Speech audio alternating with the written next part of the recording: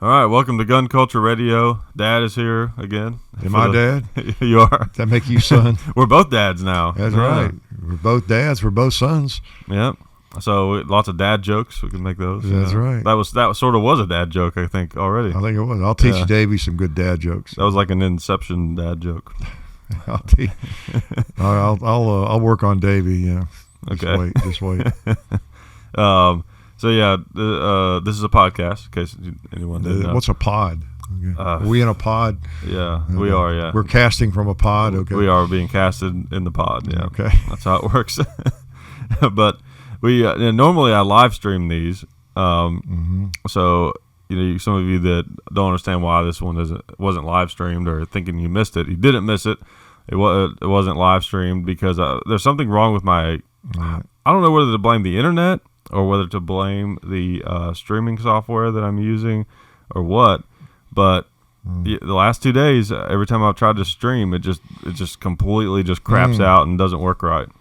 And my internet, it shows that it's really strong, and I can stream Netflix and Amazon and all that stuff, no problem. But then as soon as I try to stream, it's like I can't handle it. Yeah, it must be something else then, maybe. Yeah, software or something. Yeah, it doesn't make sense because it's been working fine. So. Yeah, but I've discovered in my life that most things work before they quit working. That's right. Yeah, but when you I know what you mean. But when you don't change something, I know. at all, it kind of makes you wonder. No, I know. Who knows? Software gremlins, Yeah, probably a bunch of trolls got into my computer. There you go, trolls. We blame everything on trolls or something. Yeah, an internet troll. Yeah, exactly. A streaming troll. Yeah, troll in the stream under the bridge. Yeah, I don't know. But anyways, before I forget, I want to just remind you guys how much I appreciate the help we get from on this show from SDI. Check them out at sdi.edu. They're a fully accredited distance learning college, right, or institution, something like that. Yeah, institute. Yeah, and that's right, Sonoran Desert Institute. They're an institute, and. And if you're interested in gunsmithing or they also have a degree in firearms technology, check them out for sure. They take GI Bill, that's cool. And then federal ammo, they keep us in all the ammo, feeding our hungry guns, so that we get to shoot lots of bullets for you guys. That's right. SDI, I think it's kind of like a junior college, I think. I shouldn't speak too much because I'm not sure. I think most of their programs are like 1-year programs and 2-year programs and maybe some others. But it is funny. And the thing it's interesting about SDI, they don't pretend to be anything they're not. You'll hear someone get on a high horse and act like because they've been through 30 years of gunsmithing school or something, like that's – like beneath them or something. Well, it gets a lot of people started, and there is hands-on experience. Right. They learn the basics, and then if they want to do something else, go on. You got to have a lot of experience to be a good gunsmith. I don't care what kind of school you have. And that's one of those deals like being a mechanic or something. You got to stay in school. You got to get experience every day working on stuff, or else you don't know anything. So yeah, exactly. But I think it sounds like a great launching pad, to learn a lot.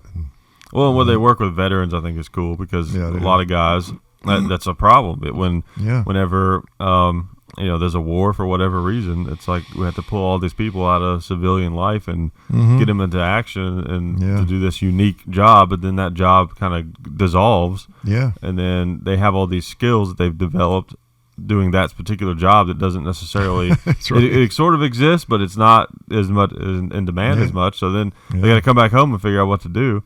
I know. So everyone in the military deals with firearms and stuff. So well, one thing for sure, and not to prolong the SDI Pro, just something to talk about, but boy, do we need more gunsmiths. Oh man! Oh, I tell you, especially good ones. I mean, we need good ones. If you like I was saying, it takes years to become a really good one. And, generally speaking, now, that said, I guess if people are smart about it and use common sense, like I try to do when I'm working on something I don't know everything about or a lot about, I know my limitations. Right. So you hope that someone who's just gotten into gunsmithing, somebody brings them a shotgun they know nothing about, they'll be honest about it, and I can look at it and figure, but as far as someone who could just take almost any firearm and know exactly what needs to be done and even how to do it, takes time, and those folks are they're not enough of them. Yeah. You take a gun to a really, really good gunsmith, and it may be months before you get it back. Yeah. Well, like probably we can give him a shout out. I guess one of the best gunsmiths probably in Middle Tennessee, at least, if not or regionally. Jeff Wally. Right? Yeah, with Guns and Leather. Yeah, and you know he's backed up a lot. Yeah, you take a gun there to him, you just got to forget about it. I mean, right. It's almost like getting something approved by the ATF. You know, you just have to forget about it. It's like that's right. It's like doing your paperwork for an SBR or something or a machine gun. Okay, now I can just forget about it for a while. Right.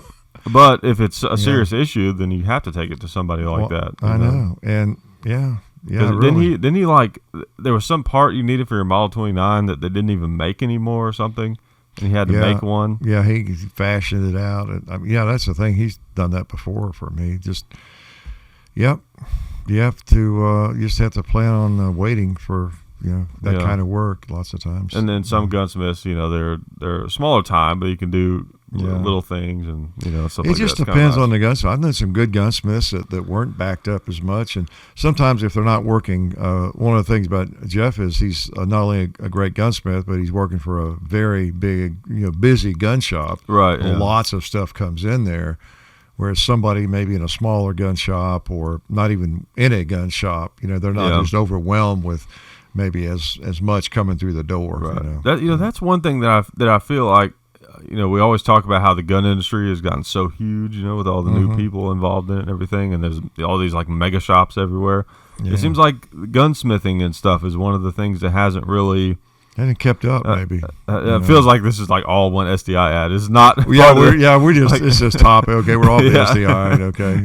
Like legitimately, like it is kind of like that though. Yeah. Wherever you go to school to be a gunsmith, it's like there's not many of them. Like you would think that these mega gun shops, more of them would have like an entire like wing almost of like you know what I mean, of like because I mean think of how great and some shops maybe are like this, but think about how great it would be if you had you go into one of those big gun shops and there's like a little offshoot area and you've got like your hardcore like top of the line gunsmith that can do anything.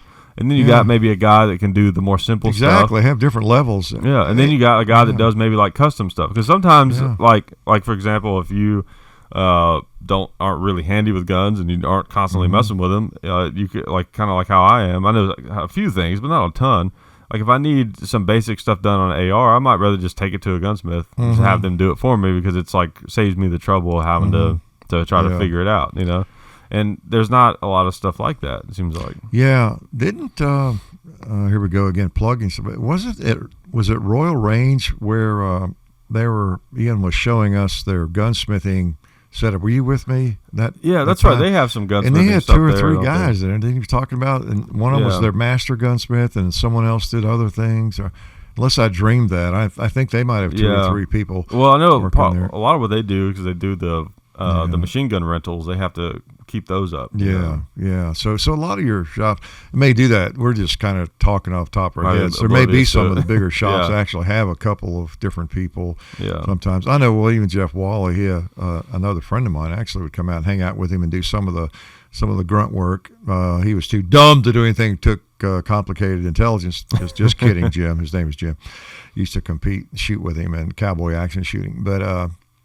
And I think he'd just mess around there. He was friends with Jeff and like clean guns, do some of that kind of thing, and maybe some other minor. But that would be handy if someone doesn't have a lot of skills, and that's what happens. You try to be an apprentice to somebody that really knows their stuff. But because a lot of it is mundane stuff. I've known custom gunsmiths or people who are pretty high level talk about how they'd rather just say build 1911s or redo 1911s, make competition guns out of a basic that kind of thing. But yet there's always 5 people come through the door with a shotgun that's got a broken firing pin, and they'd rather they got to do that to keep the lights on, but they'd rather specialize, but they're not at that point yet. So right. It's a complex field like anything else. Yeah.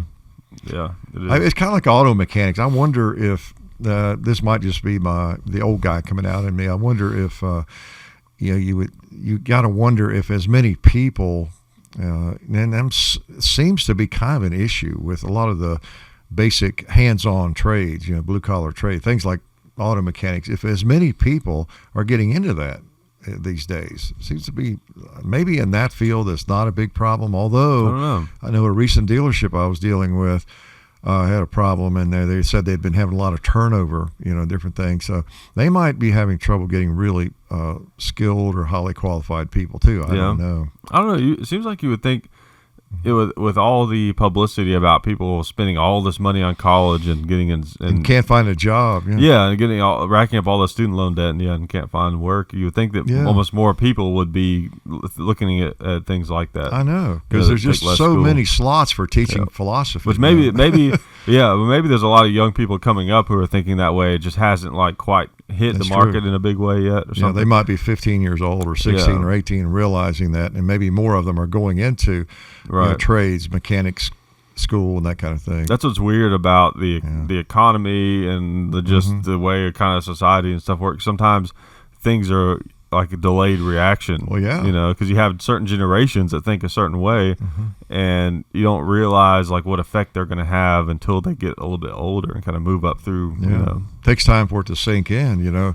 Little, Harry or Johnny or Billy or whoever is 16 years old, planning to go college because he wants to teach philosophy, or something.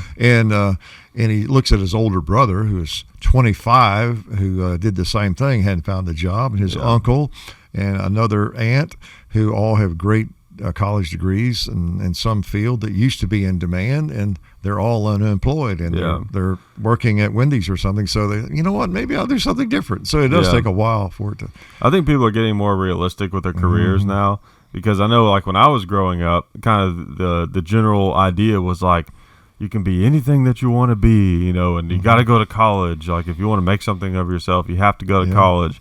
That's right. And to some extent, I think that's true. It's not that that's wrong necessarily. I got lucky and I was able to, without getting any kind of degree, do okay. But a lot of people still went to college and didn't find a job for what they were trying to do. And part of it too is not just, it's because their degree was in something there weren't that many slots for. Yeah. I think that's what happened to a lot of people. Right. I remember when I was in school, and they would have I don't know, I want to say it was at pep rallies or something before game. There was something where people would seniors or something, where they would say what they were going to go to college for or something. It wasn't at graduation, because I wouldn't have been there, but I mean, I was there when I was a senior, but but I remember hearing a lot of people say things like marine biologist, what they're going to study. Yeah, I agree. I remember that and stuff like that. And you kind of at the time remember thinking oh, that's so cool. They're doing what they love or whatever, But then as I got older, you realize that there's a ton of people that want to do. They might be doing what they love. Yeah, they're going to study what they love. Right. Sometimes the most popular jobs are not the most prevalent.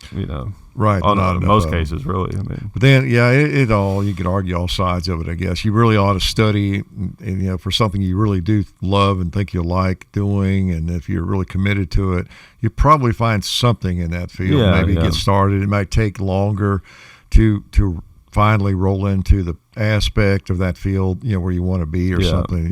You got that too. But this idea, just because you go to college doesn't mean you're going to be rich. No, absolutely. No. In some ways, it's a guarantee you won't be. Yeah. I mean, in a way, the more time you spend in a classroom, think about it, I'm getting philosophical here, but think about the more hours and years you spend in a classroom lined up listening to somebody lecture at you, probably is less likely you're going to do anything entrepreneurial. You're going to be going somewhere from 9 to 5 probably, in most cases, not all, which is fine. That's what most people do. And you might work your way up and be a CEO of a company Absolutely. one day, but there's not a lot of people do that. College is one of those things where it's a bit of a gamble. Whatever you study. And then, of course, like me, you end up doing things out of your field quite often. I did teach for 29 years, but I had 5 or 6 other different jobs, and now have this job to shoot. I don't remember anything in college that prepared me for shooting for a living. Right, nothing did. Maybe yakking a lot or something. But and I think also there's a little bit more open-mindedness now to people who don't work well in the school environment.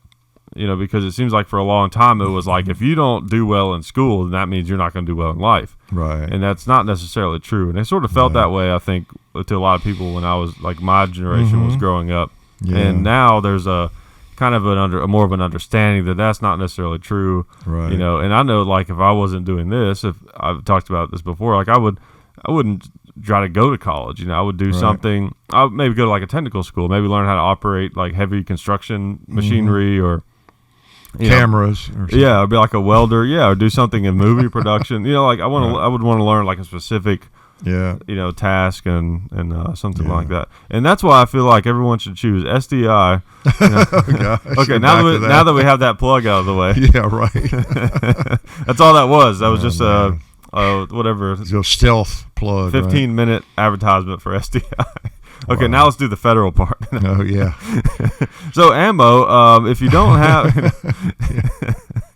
oh, man. But I don't know. It's interesting topic because everybody wants to be successful, and it's part of the game of life, and right. a hell of a lot of luck is involved, a lot of skill is involved, hard work is involved, but no one really knows what combination and what direction is the right magic secret. Regardless of what you major in college, there's no telling what you'll be doing in 5 years.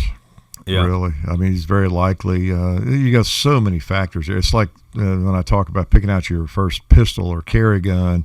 Yeah, it may seem great. You go through a lot of work and finally figure out the one you like the best. Then after you shoot it for a year and you get better at it, you'll possibly discover, that was good, but I'm better now, and I like this one. But when you get out of school, you've studied to do whatever it is, and you might get into that field and realize, it was a really interesting field of study, and I thought I wanted to do it. But, in the real world, maybe it is marine biology or whatever it is, right. The jobs are kind of quirky, and I don't like the way it's operating. You just don't know. Like education, I think a lot of people get disappointed with education. They think I want to teach. Well, teaching, the part in the classroom that's the great part, but there's a lot of other aspects to teaching that are not quite as desirable, depending on where you work. And especially like public school systems and like more impoverished counties. Well, it just depends. Because you have the parents. You got parents to deal with, and you have administrators, idiotic administrators to deal with. Idiotic curriculum advisors to deal with, all kinds of people that can take the creativity and fun out of teaching. Not that it's just fun or anything, but anyway, and that field is changing. But you really do need to research anything you're thinking about going into, which is another topic for education. People need to really look at, and it's partly the adults' fault, not giving high school kids even and college kids a better look at exactly what doing. Well, we're still learning it though. That's the problem. It's not like, that's why, like, when I was growing up, I don't blame the older people that should have been teaching all of us the truth, because they were that's when they were still figuring it out. Because if you think about the way generations have gone, like if you were trying to enter the workforce post World War II, let's say 50s, 60s, that was the age of, like, the women stayed home and took care of everything. Right. The man goes off and works at the factory and whatever the local industry was, and you had plenty of money to have a nice car and have your own house for the most part. If you had, it was just a different world. It was you could work a more blue collar job and still have what was considered at the time a good, really good. It wasn't a world market at that point. Right, a good solid living. And then that gradually has been changing and evolving into something else. And education is always, it seems like, decades behind. Yeah, but then too, getting at is also giving high school people or whatever a clear. I mean, you can give them kind of a picture. As I've said before, it'd be great if when you're a senior or a junior in high school and you're beginning to decide what you want to do in life, you say, okay, hold on now. You sure you want to do that? And then if you could just, like in It's a Wonderful Life, or in that's the other Christmas Story with Scrooge. Just talking about, if you could, take them and show them, like, magically, them being that person. Float them through and show them, okay, here, you want to be a teacher, you want to be a welder, you want to be a physician, you want to be whatever it is you want to be, a jockey. Okay, float them through and show them where the average teacher lives, or the average jockey, the average dentist, or just all the different professions, veterinarian, whatever it is, painter. And here's kind of the way that you'll probably live, because this will be kind of your income range right here. Here's the car they drive, and here's their budget. They live in this pretty neat little house here. They owe a ton of money on it. You got to just really here it is. Here's about how much money extra you'll have at the end of the month. You won't be able to go to Bermuda. You won't be taking a lot of expensive vacations. But you probably could save up. And give people a real look at it. Do you still care about animals now? Do you still want to do it? Fine. Not that any of it's negative or positive, right? But you're really making decisions in a vacuum, right? Well, it's like, I had a few different experiences of that. Like when I was a kid, I grew up around lots of animals. Mm-hmm. Sort of lived on a farm, but not a real farm. But there's like a cat farm. Fake cat farm is right. There's cats everywhere. Possum farm. Yeah, and dogs and everything. And I always just loved animals, at least pets, in general. And so I thought, I'd like to be a veterinarian, because I knew that it was a very solid living, and you get to deal with animals. And I thought I would enjoy that. And I thought of it as a kind of like a work with your hands kind of thing, but yet you make it's like a good living, you make good money. But then I realized like how much kind of math oriented science and technical things and tedious things were involved in it. And I was like, whoa, this is not at all for me, and it's like you don't know until you start getting into something. And I luckily kind of researched it some. And realized I wasn't making good enough grades to do something like that. Well, that's the other reason, to know it even earlier if possible. Yeah. So that like I wasn't I wasn't that proficient in math, for example. But if there was something I really was just desperate to get into, like being a vet or whatever it is, well, maybe I hold my nose and bear it. And I just need to work more in math. Because I really want to be a veterinarian. I really want to be an engineer. Whatever it is I really want to be. Maybe I just kind of pull up my bootstraps and get after a little harder, because I know that. But you're right. Quite often you're a junior, you're ready for your senior year, and you might realize, like a lot of kids, and you think, I think I've decided I really want to do something. Well, guess what? You should have been taking more English or math back along the way or something. Yeah. Or when I was I went to school for criminal justice for a little while, and then I decided to start working security to get some more hands-on experience. And thank God I did that, because I thought that I wanted to be a police officer for a while, because I thought, hey, I'm familiar with guns. I'm a big guy, I'm pretty nice, I feel like that job would fit me well. I could figure out a way to do that job well, and not abuse power, because I'm a big guy. I'm used to anyone who's really tall is usually someone that is familiar with the feeling of power and has it in perspective, because you don't have the little man syndrome. You never had a feeling of a lot to prove, Right. Of course, you do have, I guess, big guys that try to use that to beat up on people and stuff. Exactly. But I've always been one of those types, I'm kind of the gentle giant, but if I needed to, I could probably, have enough energy to handle something. So I thought that'd be a good career for me, maybe. But then I actually got in there doing security and working with police officers and stuff, and the police officers, most of them are great people. It wasn't that. It's just do I want this to be my life? Just constantly, that's right, in these areas and dealing with all this nonsense all the time, and just all the BS and just day in and day out. Yeah, it just seems so draining, and not in a good way. Not the kind of emotional draining where you're just like, oh wow, I'm wiped, but you're man, just tired at the end of the I did day. Great things today.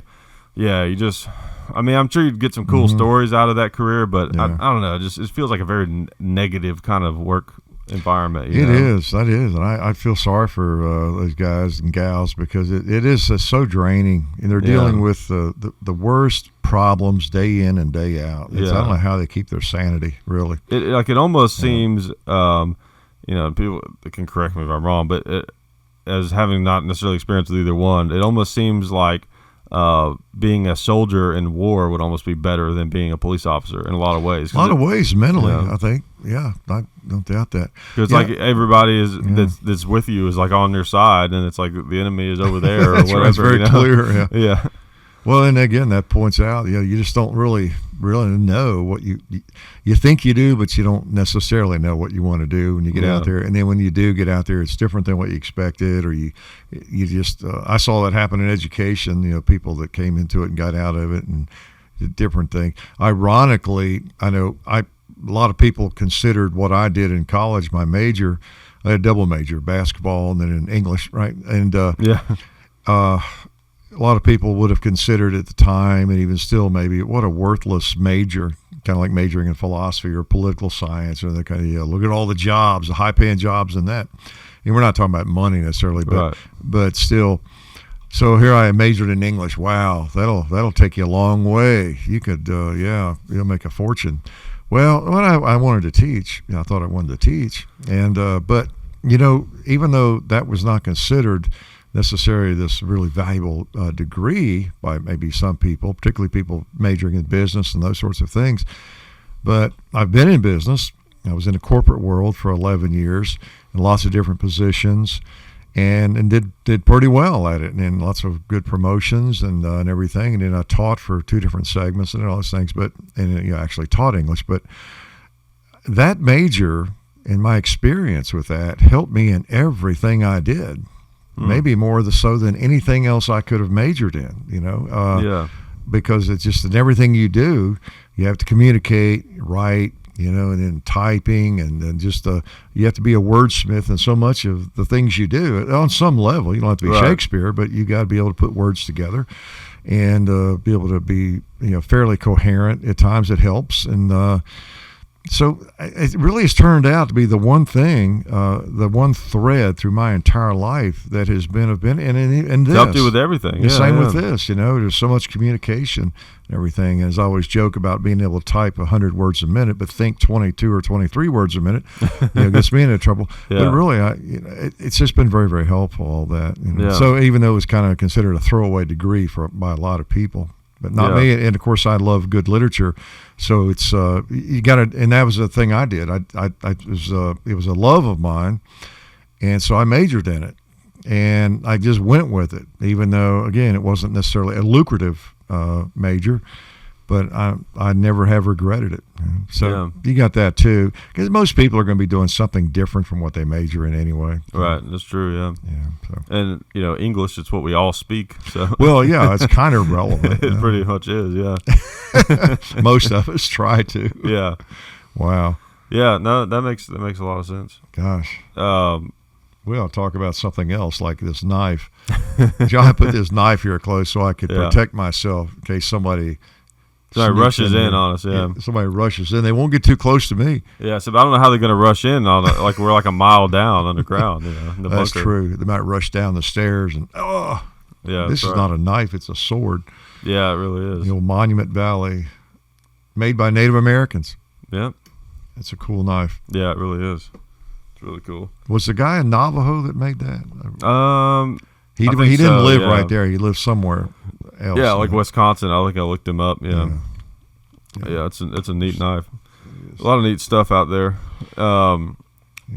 Which speaking of cowboy stuff, it's Colt is kind of, that was something we were going to talk about with it's like the ongoing drama of Colt. Colt firearms. Are they going to go out of business? Are they not? And it's just it's so frustrating because they have. They make some of the coolest guns and have traditionally. They have traditionally. And it's so frustrating that they're teetering, and I don't understand why. I mean, any business can fail no matter how much people want to buy their products. But it's a good example of that. You think at Colt or Smith & Wesson and all these a lot of these companies have gone through tough times. Here and there. Like the Colt, this is what I was saying. There's talk of them closing down the custom shop, which is where they make the Colt single actions. Yeah. And they're made better than they ever have been. And there's like you got to wait like 2 years to get one, but yet they might close it down. How does that work? Yeah, well, we don't, in the early we don't know for sure. The early reports as of today, we've just been a lot about that and how they fired let go the head of the custom shop. I don't know what all's going on there. It may be nothing. It may be over dramatized, but it's it just seems like it's a hotbed of that kind of controversy. They're just now trying to recover from bankruptcy, right? And it's so sad. Companies like that. Yeah, I feel like they're making the right move by bringing back revolvers. Like they're going to bring back the Colt Python. I think that's really smart. Are you sure they're going to bring back the Python? That's what they said. Mm-hmm. You sure? Yeah, that's what they said. I thought we just kind of inferred that from their talking. No, that's what they've actually stated that. No, I mean it's not like official public, like the Python coming in 2018 or anything. But I mean they're working on it. I think. That's what I thought. I remember our discussions at SHOT Show that sounded like they were planning to bring out some more models of revolvers. Yeah, he said that and they haven't really been that shy about it. If you ask someone from Cole, is a Python coming? At least as of a couple months ago. Yeah. I mean they should be doing well. I know they're up in the Northeast and labor's high up there and they've had issues to deal with. They lost all their military we could talk for hours about Colt, of course. They've all, back in the day, they had that big gravy train of all the military contracts, and they've gotten spoiled by that. That's the general impression, so they could piddle with revolvers and do what they wanted to do because they were making a ton on all these huge military contracts with the M16s and things. And now I don't know if they have a military contract for anything. I don't think they probably do. Which is sad. I don't see why. I don't know. They still make a great AR, but I guess they couldn't compete price-wise probably. Yeah. I don't think the military or anybody would have a problem with their product. I wouldn't think so. They still have a good reputation. There's still a lot of people that will buy a Colt over anything, not just because of the name, but just because it's well made. As long if they can keep their quality control up and then keep producing products that people want to buy, you would think that they could stay in business. Even if they have to downsize some. I don't know. Yeah, and maybe that's what's happening. And even if they have to raise the price, I would hate to see the single action go away or anything they make. Just if you've got to add $100 to everything, do it. Stay in business. Yeah. Figure out the problem, the bigger picture, and then maybe address that. Why is it that we need to charge $100 more than something is worth, or other companies are charging? Streamline, do whatever you do. Get somebody in there, some consultants, some people from other gun companies, other successful gun companies, and say, well, look, here's the way we are able to do this more inexpensively and still turn out a good product at. You name your company, Smith & Wesson, Ruger, anywhere. Rob some executives from those places. Right. I mean, they still have some pretty relevant designs. Well, like their ARs, the 380, the little Mustang.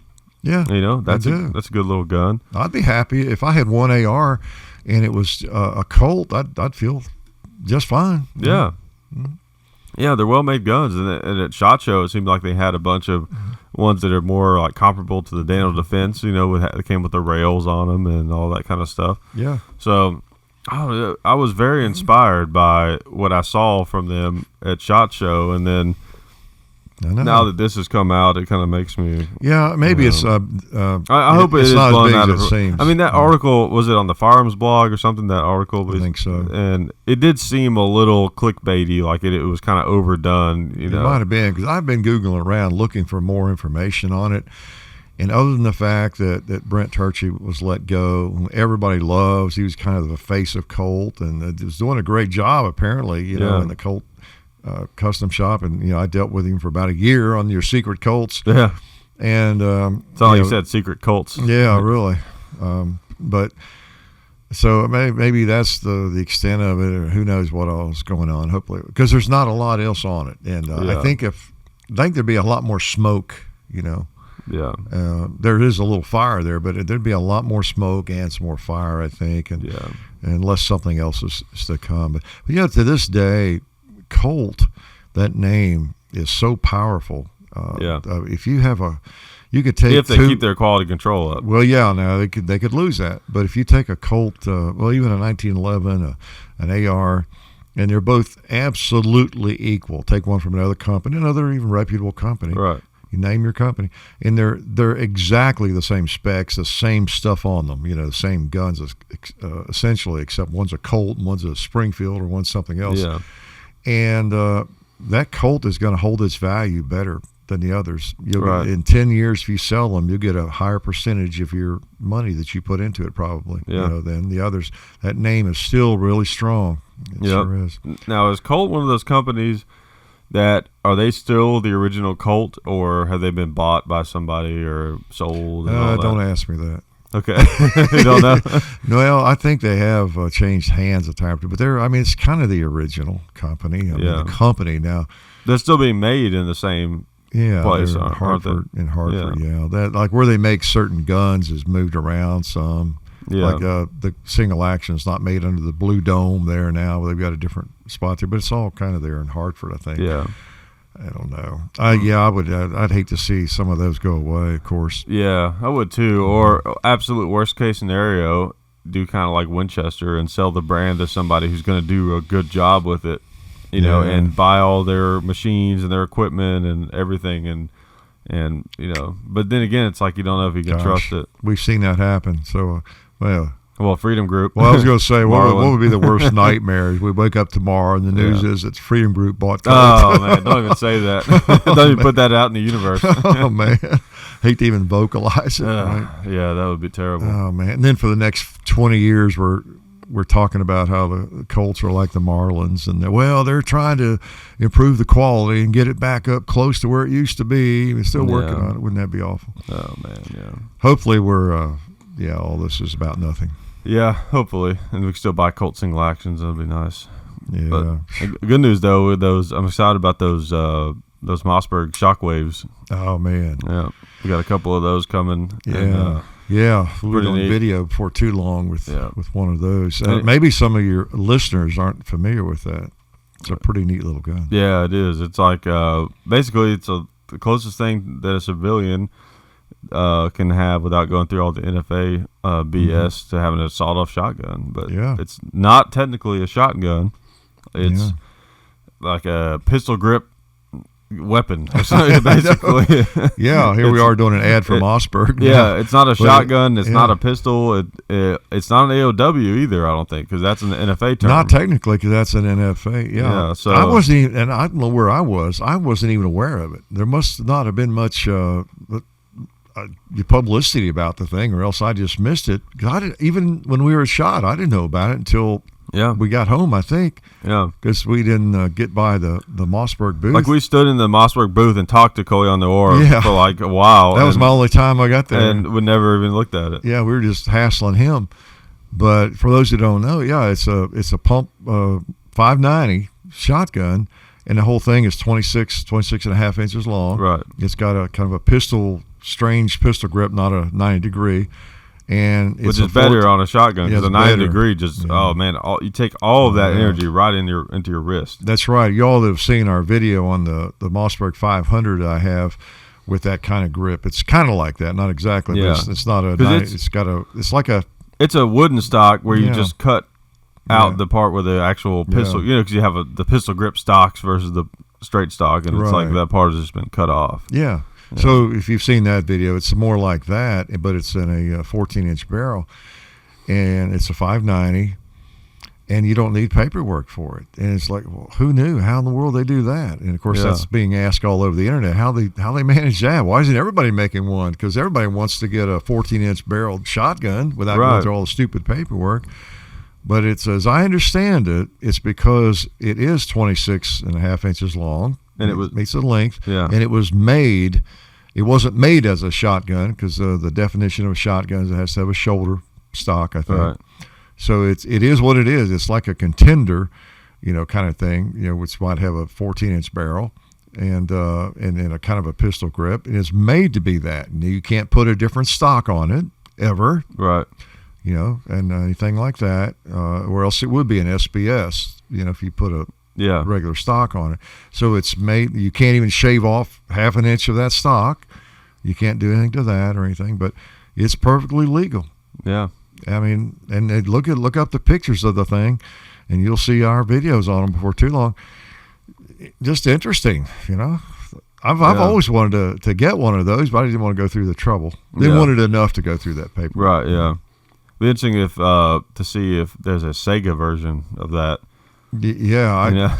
Well, everybody that makes shotguns ought to have some of them in production, like as we speak. Like, why not? It'd be so simple.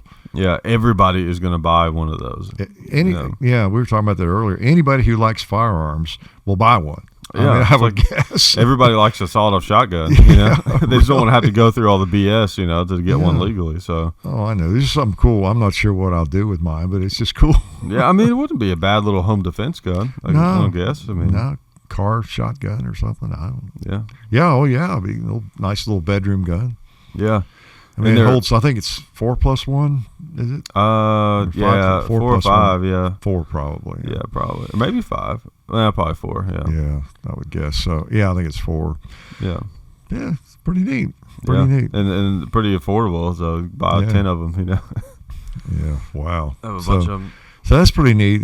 That's the neat thing about the firearms industry. There's always something coming out. Some of it's just redundant and junk or nothing anybody needs or wants, but occasionally get some interesting stuff out there. Yeah, exactly. It's nice anytime you see companies figuring out ways to circumvent or not circumvent, that's technically not allowed, but anytime you see companies finding legal and accepted loopholes in ATF regulations, it's always amazing.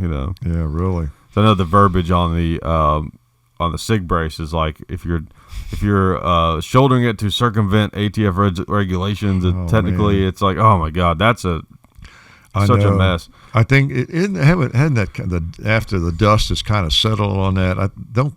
Don't you hear in the firearms community generally speaking that shoulder it. You don't have to worry about it much, but you do it at your own risk, but it's probably not going to get you in trouble. Yeah, you can basically, from what I've seen, and I think there's like a revised version of the letter or something. You can shoulder it, but it's still probably don't do it in a YouTube video. Just in case you don't want to. Although we did. Well, but before, that was before. That was the letter. before. Yeah. And I asked the ATF at SHOT Show that year because that first letter, reinterpretation or whatever it was, had come out like about a week before SHOT Show that year, and we had just posted a video or two of a pistol AR or whatever it was. Well, it was shouldering that pistol AR. And in fact, in the video, making a big deal. That's what's funny. You back look at that. We started the video shooting a .44 Magnum from my knee and talking about how absurd. Now, wouldn't it be absurd if the government was able to tell you how to shoot your gun or something like that? we were trying to make it wasn't like rubbing it in the ATF's face after this letter. It was before that. And there were a lot of people who thought that you couldn't shoot them from the shoulder at that time. They just thought that you shouldn't do it or couldn't. Yeah. They thought, you absolutely could not. That was law. And we were just trying to make it clear is all we were doing. We weren't trying to make fun of the ATF, rub it in their faces, just that how silly that would be. Yeah. If this gun is legal in this configuration, how's somebody going to tell you how to shoot it? It's like telling me how to throw this knife or wear it. Right. So we were just exagerating that. And that's why it can't be held up in court. But it's just kind of like, why take the risk on YouTube, I mean, part of me, though, I almost wish, like... I wish somebody would push it. Yeah, like if we didn't already have a thing going... 22 Plinkster ought to do that. That's right, yeah, you should. Like, if we didn't already have a thing going on YouTube, just someone random or whatever, I would be tempted to do it. Just to be like... we're too big a target. And there's too many people that love to take us down, Right. Somebody would, I mean... I don't know. So I don't know. I'm hoping that, at least, I don't know, maybe one of the good things that'll come out of the new administration is some of this ATF stuff will be clarified and, some of the silliness will be getting rid of. Yeah, yeah. And the other thing on that issue is it's almost not big enough deal. I guess if something were a big enough deal, we might stick our necks out a little bit on it. But that is not worth it. I don't even, I tell you the truth, I see an application for an AR pistol, but I don't own one. Yeah, if I liked them at all, I'd probably own one. I had one for a little while, and then they're interesting, but I was really do like I do with some guns. I get really excited about it. Yeah, we all do that.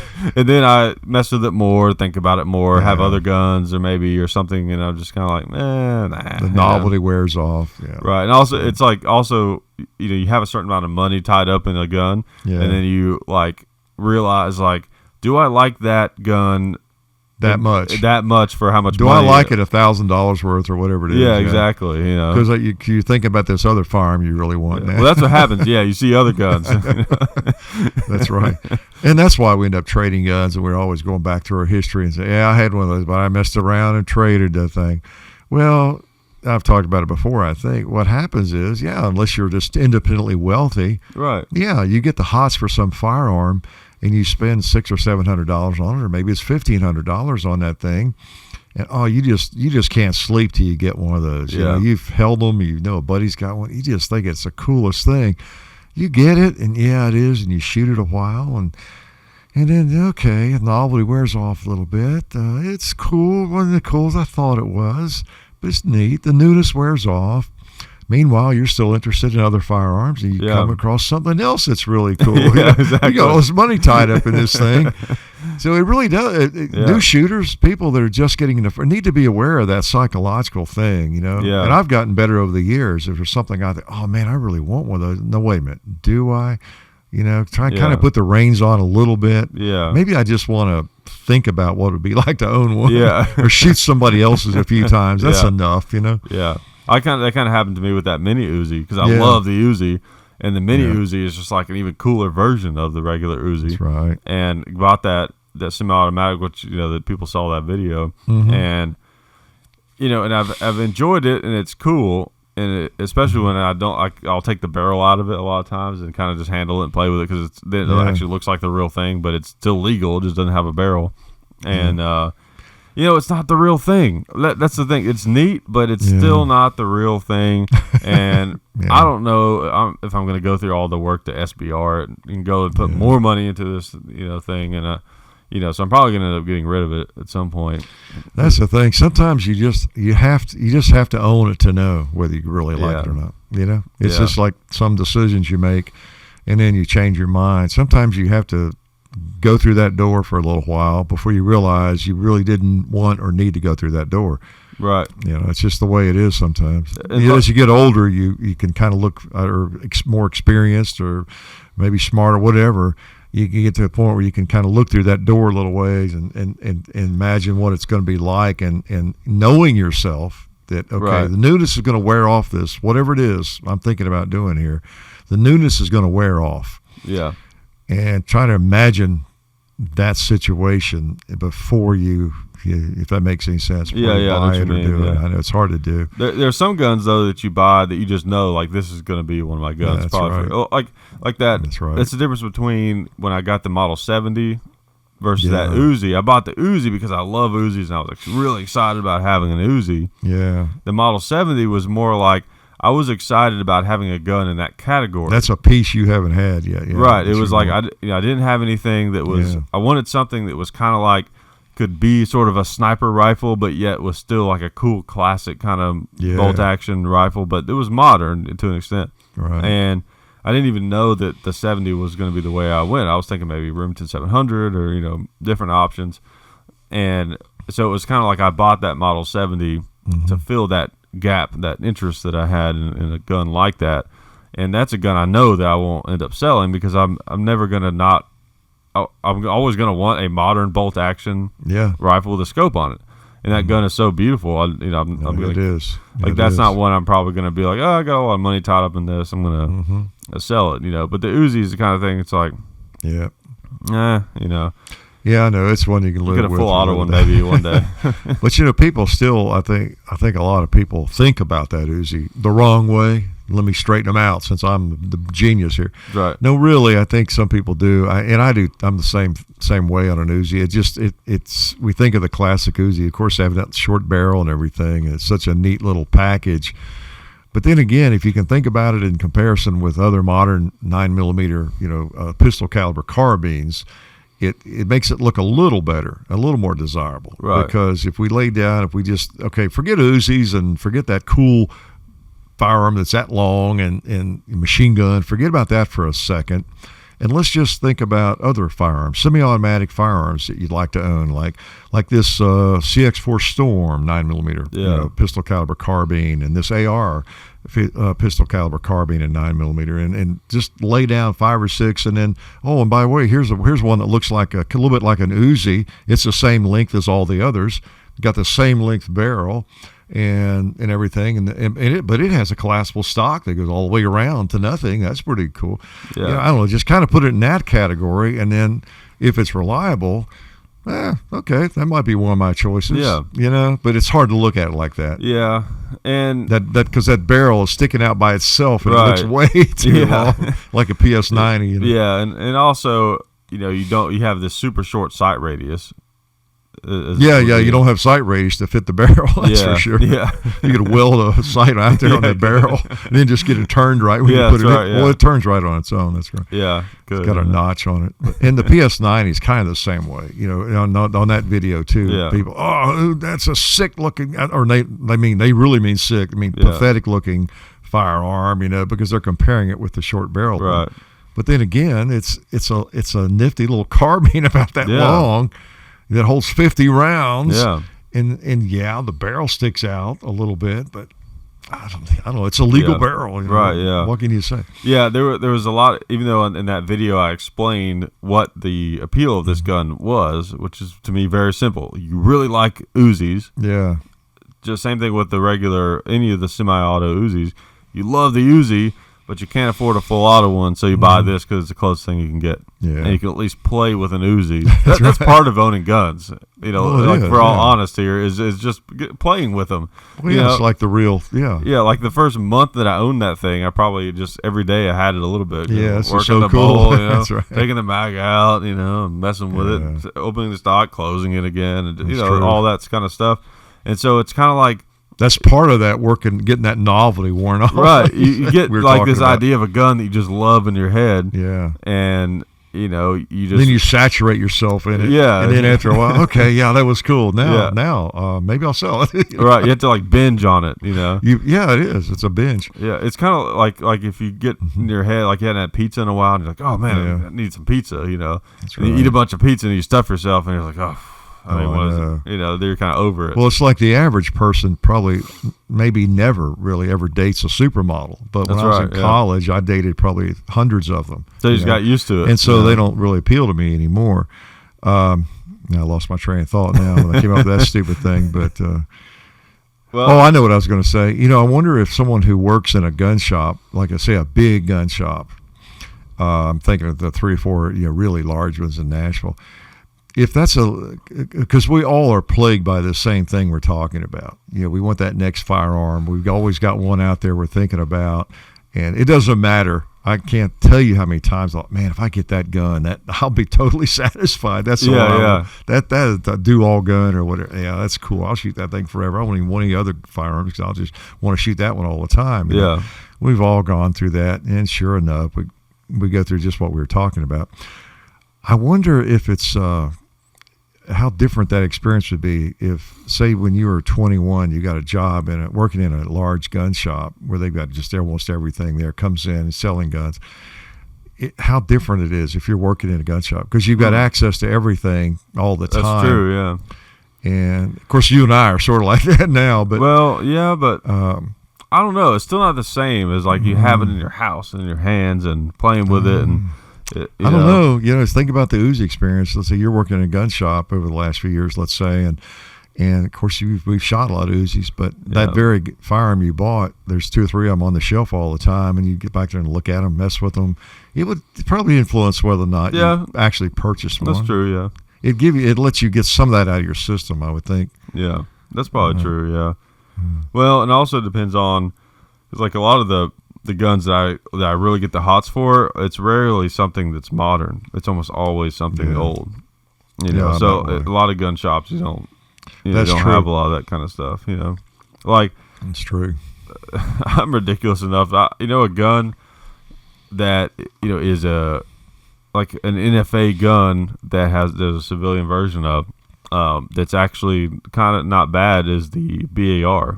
They're very expensive, but the semi-automatic BAR, in some ways, is one of those guns that is kind of unobtainable as far as like the real version of it. Yeah. But you can buy those ones from Ohio Ordnance or whatever all day. Yeah.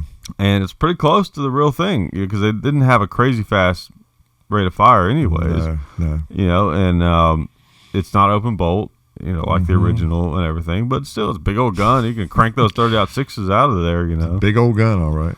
Yeah. I actually enjoyed that when I did too. did that video. I did too. I don't have any desire to own one. A little expensive. But almost at any price. I mean, we shot them several times. And if they were like $1,500, I'd buy one in a heartbeat. But $4,500, you got to really want that. Yeah. I don't know. It's a strange psychological process you go through. I'm a little bit like that with my Scar 17 we've talked about. Yeah. Lately I that is a really cool firearm, but I never pull it out and shoot it. That's another measuring stick I used. Like, which of the firearms? Not that I'm looking to get rid of anything. It'll cross my mind now and then. I never get that firearm out when I'm just like on a weekend, or I'm just deciding I'm gonna go shoot something. Not for a video. I'm just gonna pull this out and go hiking with it, like I do quite often. And there's certain firearms I just never pull out to do that with, and I wonder why I don't, because I still think that's a neat firearm. Yeah. But I don't know. Some firearms you just end up not shooting. And recently we talked about this when I got the 6.8, LWRC, which we've not done a video on yet. That's kind of taken I like that firearm. I think part of what hit me recently was in a modern firearm, NATO round or whatever, I want either the old classic like the M1A kind of, or I want an AR, I guess. Yeah. And the FN is kind of a different sort of animal. It's a little more awkward, but yet like this 6.8 LWRC is just so. The AR, whatever you say about the AR, the darn things are just comfortable and they fit like a glove. That thing seems really solid and robust. Yeah. All the controls are in the right spot. Well, they are on the FN, but there's just something about it. I don't know. The Scar is a neat gun, but I feel like people have cooled off on them a little bit because there's something about the action on them. I feel like they get a little more recoil than some of the I don't know why I didn't realize this, but I remember thinking when you first got it was soft recoiling for a 308. Yeah. But shooting AR-10s and stuff, it kind of feels... They're usually heavier and they absorb more of it, I think. Yeah. So I don't know. I mean, it's cool. The stock always felt a little flimsy to me on the Scar. Yeah, it does. I was going to replace that. I don't know if I still will or not. There's some aftermarket companies that make a better stock for it, apparently. But they are a neat-looking gun and everything. Yeah, they are. They are. But it is funny, and a lot of people go broke, doing exactly what we're talking about, and lose a lot of money, a lot of their wealth by, oh man, I've seen it my entire life, and I've done it myself. Yeah. But just buying and trading, selling, buying and trading. You go buy a gun for whatever it is, $500, and you decide I don't like somebody. You go trade, and you get the hots for something else at the gun shop, and even if they treat you right at a particular gun shop, you deal out a lot. You take a big loss when you do that. Huge. Obviously, you have to, or they're not. They can't stay in business if they're giving you more than the gun's worth as a used gun. Yeah. Which is another topic. People think just because they paid $500 for a firearm and they've shot it a few times, well, I ought to be able to get $450 from my local gun shop. Yeah, right. Yeah. How much are they going to get for it? Right. If it costs $500, probably the most they can get is $400. Yeah. So guess what they need to give you? About $3. So a $500 gun quickly becomes a $300 gun or a $275 gun, at least on that market. Right. Which is why you want to maybe go online and sell it or that kind of thing. But exactly. Or anyway. Yeah, or sometimes trading. Yeah, trading with another individual. That's a thing that people don't realize. You're talking what you're in your mind. You're thinking, I paid $500 for this, or I know what this gun's worth. Yeah, you know what it's worth retail. Yeah. Okay, that's what you're thinking. And if someone's in the gun business, they're thinking nothing but wholesale. Right. And I've gotten to where if I'm carrying a firearm around a gun show, which I haven't done for a long time, that I maybe are going to trade or sell. And of course, as soon as you walk in with it, the piranha that come after you, and they're all dealers. Oh God, this guy's got whatever he's got. I'm going there because there's still this assumption if somebody walks into a gun show, maybe they need money. Right. They need to move a gun to get some money to pay something. And so, and that happens a lot. And so, they pounce on. They may get a $600 gun for $300. You never know, and it happens all the time. Yeah. But I've gotten to where I'll just say, because often I'll carry something just because I'm kind of in the market for something, maybe, and if I found it, and maybe I would buy it if I could trade this particular firearm I have with me, or I'm kind of interested in selling it, but I'm not desperate to sell it. If I could get, retail value out of it from somebody or whatever. So I'm just got to have it with you, if you're going to do that. I've had that experience lots of times. Carry a firearm to 4 or 5 gun shows, and the very next one you go to, that happened to me with an AR one time. I had it sold before I stepped inside the building, 10 steps. You just never know. You got to have it with you. But anyway, I just have gotten where I'll say, because I can see by their badge, it's a dealer, and I'll just say, no, I'm not interested in wholesaling it. Thanks. Yeah. I don't even talk to them about money. What do you want for that? What do you want for that, buddy? I'm not interested. I'm not interested in wholesaling it. Thank you. The thing that annoys me is a few times I've taken guns to a gun show and tried to sell them to dealers or whatever, and it's fine. I totally get that they have to make money on it, so they can't give you a ton for it, But I've had guns before I didn't have a lot in or whatever, and I was trying to sell, and there's this attitude that they have where as soon as they find out that you're trying to sell something to them, that's they have to be kind of rude to you for a second. They'll be all nice if you're just looking at their table, but then if you want to buy, but then it's I have something I want to sell. Then they're like, oh, well, I've got to make sure I put up this big wall so you don't think that I can, that you're gonna get one over on me. It's come on, don't buy it if you don't want it. I know. I don't know why some gun dealers have to be obnoxious. It's really weird. Or trash your gun, and I know. I remember one time I had this thing, and it was that double star 9mm AR pistol. I think we did a video on it a long time ago. Yeah. So another example of a gun. I thought it was so cool, and then just realized it was kind of dumb after a while. Another one of those. Yeah. I remember taking it to a shop one time to sell, and he takes the whole thing apart, and he's like, oh well, it looks like it was a build and this and that, and and it just was very almost like I was in trouble or something. I know. You know what I mean? I've seen that before. You have this feeling like you're in trouble, like you've done something wrong. Yeah. And just tell me, just be like, well, and sometimes they are cool, but just be like, how hard is it to just say, well, because of this and that, we could probably, we could do this if you want. Yeah. Yeah, or just say, well, see, that was built. This, I don't know if you're aware of this, but that this has this part on it makes it a little bit less valuable, but I could give you that. Yeah, just be polite about it. Yeah. Or we don't really it would take me too long to sell it. Wouldn't be interested today, but there's a thousand things you can say without being rude. Right. I'll brag on Franklin Gun Shop, Franklin, Tennessee. That's where I bought the Winchester Model 70. Yeah. And there was actually another gun there I was interested in that I was going to maybe trade one of my ARs for. And I've done trade stuff with them before, and they're always super cool about it. They look it over. They say all right, this is what we could do. Yeah. And then you're just kind of like, what about this? And they're like, no, we can only do that. Whatever they say. And they're like, okay. They're it's business, but they're not a dick about it. They're just like, oh, I see that you have a gun. This is what we can pay for it. This is, you can do it or you can't. End of story. We're still friends. You know what I mean? It's I know. I don't know what's so hard about that. Yeah. Yeah. That's so weird. I don't know. But some of it just comes down to the sophistication, or I don't know, not intelligence, but just the people skills of the characters involved. I think sometimes. That's a great gun shop though. I love that place. Boy, it's like a gun show, isn't it? It really is. Yeah. For anyone listening that ever is in Middle Tennessee, you got to go to Franklin Gun Shop. It's amazing. It's an amazing place. It is. I like shops that we're fortunate in the Middle Tennessee area, and that there are so many great gun shops. Yeah. They all have their own little special niches and everything, and we're friends with all of them. We shop at all of them. Yeah. But then I like those shops like that have old guns and new guns.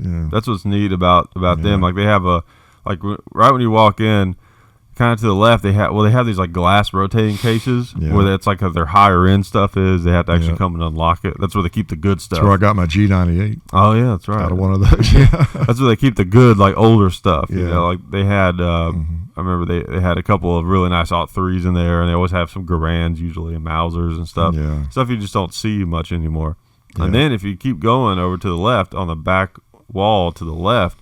They have all the it's like the lower rent district for their older guns.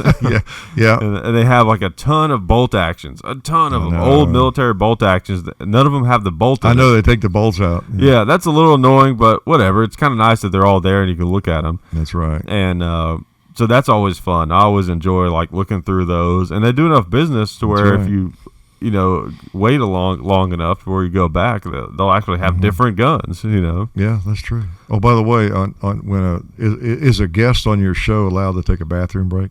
Oh, we're about to. We could probably wrap it up. Yeah. Okay. Go ahead. Well, I don't want to rush you or anything. No, it's okay.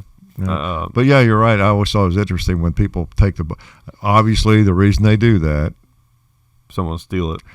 Well, yeah, that. But then again, I just had another steal thought. the bolt out of it. You could put a bullet in it and fire it. I mean, who would do that though? Who would go into a gun shop, carry a round? Some like oddball weird round. I mean, if you're whacked out, you're going to try to kill somebody. Take your own gun in there. I mean, I don't know.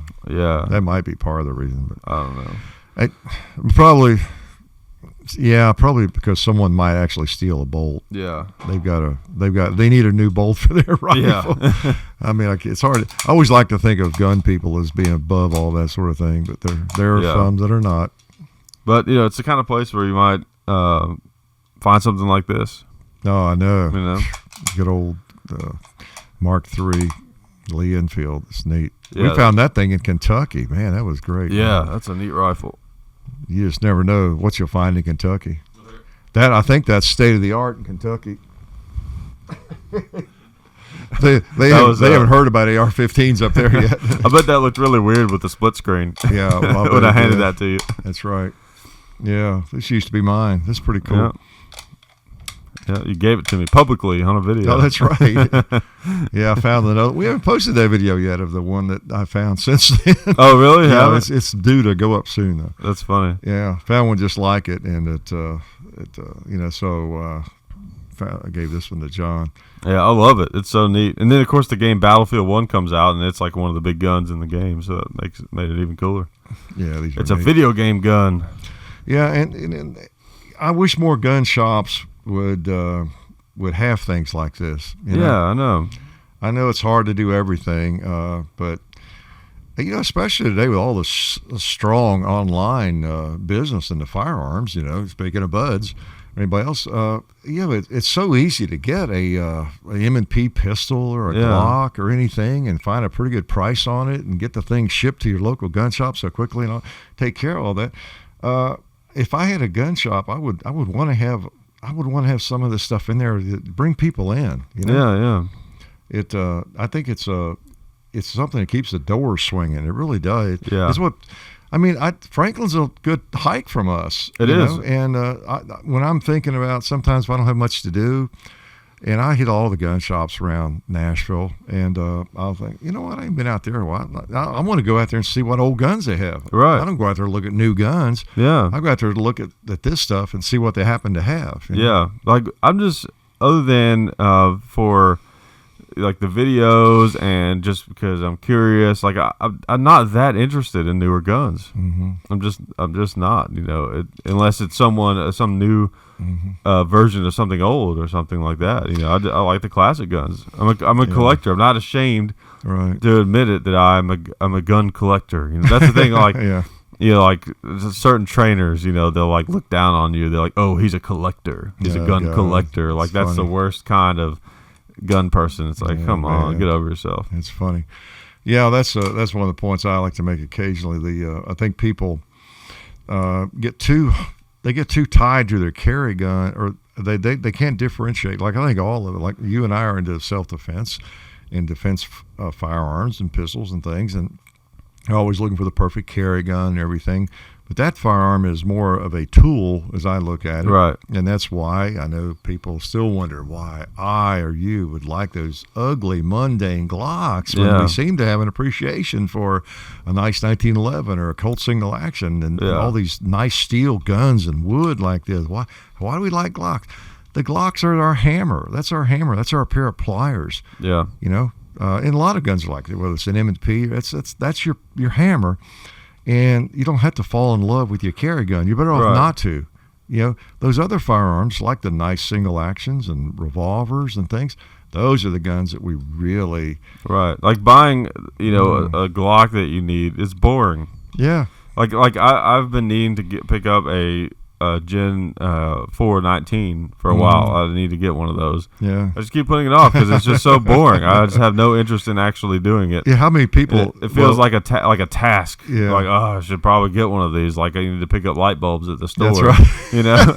That's kind of what it's like. Because I have works. Yeah. Because I have because I have the Gen 3, but there's something it's kind of special because you got it from your 21 birthday and stuff, and I'm hesitant to carry it or use it much, but I need like a workhorse, right? You know, straight up Glock 19, and I like the Gen 4s, you know. Yeah. And I need to get one, but I'm just like, you know, that's $500-$600 I could spend on something that I really enjoy. It's just not the firearm that you sit and fondle that much. No, like it's like, all right, I got it now. Throw it in the safe and use it. This is the same way. Like carefully pull out my M&P. I have to be carrying a shield. For example, lately, a little bit, because I like the shield as well. It is clear. Everybody see that? Slides back. But, you know, this is kind of a hammer. It's kind of a hammer. It's a pair of pliers, and it's a neat little firearm, but it's not something you just look at and take apart and clean and wipe on and think, wow, isn't that cool? Show all your friends and handle and always get out and shoot all the time. It's not a barbecue gun, you know. No. It's just a tool, you know, right. like a carry gun. And I think people make that mistake of maybe, and they watch our videos too, they think, oh, man, why don't you carry that 19 low? Why do you like that Glock over the 19 low, over this and over that, maybe the 686? That's such a neat gun. And I like all those guns more than the Glock in a lot of ways when you get right down to it. But for self-defense, I like this firearm or that firearm. You know? Yeah, exactly. So you got to separate them. Yep. Just like this versus an AR-15. You know, it's just different sort of animal. You know. Yeah, exactly. I don't know. Exactly. So I like to be accepting of all the different people that are into guns for different reasons. You know, it annoys me. Be gun bigots or anything. Yeah, it annoys me when people that are only into tactical stuff, you know, talk crap about people who are, you know, sometimes it's not even people who are only into collecting. They assume that if you're into collecting guns and you don't really get what guns are about, right? Which is just really silly. Yeah, and you know, you've got people all over the map. It's like, hey, we all just want to enjoy guns in our own way, you know. It's like automobiles. It's such a varied. There's so many different types and varied interests and things. Yeah, exactly. Little side note, fun fact: that gun actually was used as a blaster in Star Wars. Yeah, the little Jawa things in the beginning of the first Star Wars movie, like you know those guys that go around collecting up the robots and they're in that big giant I think so track vehicle and it's going across the desert and they wear those robes and they're little guys and they come out. Well, like they have a gun where you can tell they took one of those and cut it down. Basically, you just have like the action, you know, the receiver and everything that you can see, and then there's like this big metal, almost like a giant like oil filter or suppressor looking thing on the end of it. Yeah, and it's like they converted it into a blaster, which is what they did in Star Wars. They took real guns and made them into space guns. That's what they usually do. Like the C-96 was Han Solo's gun. Really? And the the blasters that the stormtroopers used, I think, were Sten guns, I'm pretty sure, and then I think Mausers were also used for something. But anyways, interesting. Yeah. All right, well, this has been another episode of Gun Culture Radio. Well, that's right. You're supposed to be talking in a big radio voice. That's right. Yeah, that's what I was talking. This is Hickok45. Yeah. I know. I don't. That's another topic we can talk about next time. We should. Yeah. Let's do is remember that. Yeah. We'll do that for sure. All right. Well, so for those of you that like the live streams, sorry about that. I'll try to get that figured out. Hey, we're live and we're streaming. If I don't get to the restroom, I'm going to be streaming. Okay. All right. Dad wins the best dad joke of the show. And we'll talk to you guys later. Yeah, good to talk to y'all.